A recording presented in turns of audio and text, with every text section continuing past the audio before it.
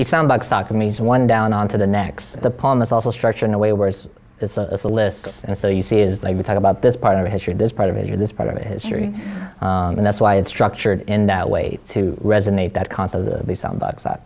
Yeah, moving on to the next one. I think that poem came out of a place of like trying to understand like where we are as a community, right?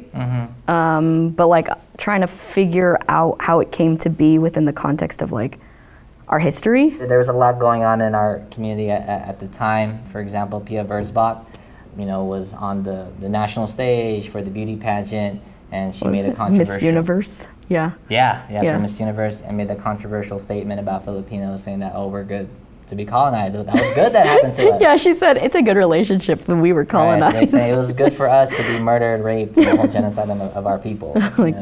So like reflecting on the organizing that has come before us to understand like where we are now. There's so much that has come in the past. Part of that, like writing that piece was like sort of recognizing we are a continuation of that history, so we shoulder that legacy. All of our history, like as Filipinx Americans, and also with the word Filipinx too, and then the evolving of that word.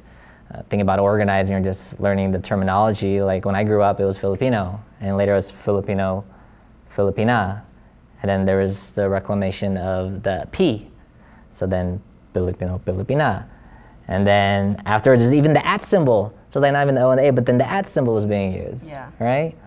And then just recently, when I wrote that piece, that was when the X was being used around, and that was then brought from the Latinx movement. Okay, so thinking about like the intersections between Filipinx and Latinx communities, like even just like looking at Filipino town, like the roots of the neighborhood, a lot of it is Filipino, but like if you look at like the landscape of like its population today, there's like a lot of like Latinx folks that live in the neighborhood. It's like majority Latinx. But I think if we're shouldering, like what we were talking about earlier, like shouldering that legacy and that history of like Filipinx people, is remembering that like we rise because like we have a storied history of like solidarity with like Latinx communities. Right. Like if you look at like the labor movement, right? Larry Itliong and the grape strike and everything that happened there, it's because like the Filipino community and the Latinx community came together.